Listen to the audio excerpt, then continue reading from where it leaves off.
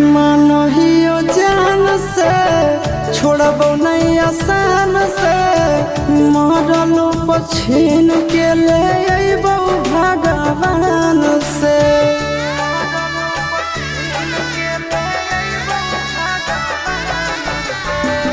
मानहियो जान से छोड़बो नहीं आसान से मरलो पछीन के ले अइबो भगवान से।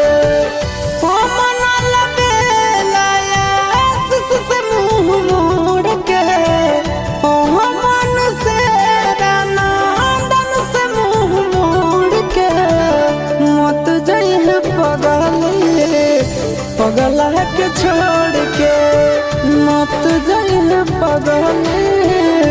पगला के छोड़ के।